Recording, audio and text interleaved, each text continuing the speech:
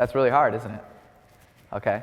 Another thing that's going to help you when you're doing a really hard drill, Sylvia, when you're doing it, visualize success. Okay? So like success to you, you said your goals was what? Play for the Badgers. That's a pretty steep goal. I definitely think you can get there because of your determination. Okay? But when I'm doing this really hard drill, I'm thinking, all right, I'm playing defense in this huge, the Kohl Center right now with a bunch of people watching me. You know what I mean? When we visualize success like that, when we're doing something really hard, it'll bring energy to our brain, which makes you go even harder. Make sense? Because it's pretty exciting to think about that stuff, right? So that's why when you're doing this really hard drill, you gotta visualize success to give you more energy to go even harder in that drill. Okay, because what's the wall? You remember that? Fear. You guys don't remember the wall? The wall theory? I haven't taught you that? Okay, so there's this wall, there's this mental wall in your head, right?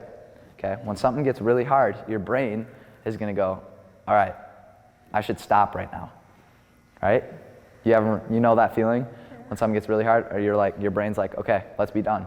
Okay, that's the wall. So I want you to think of growth. These numbers are not correct, but it just gives you a good insight to what it actually is. Okay, think of the growth before the wall in your head. Okay, you probably hit the wall like 20 seconds into that. You know what I mean? But think of the growth before the wall as times 2 multipliers.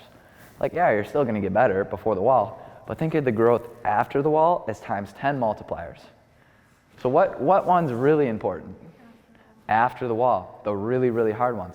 That's what makes you go from like this to like this. Make sense?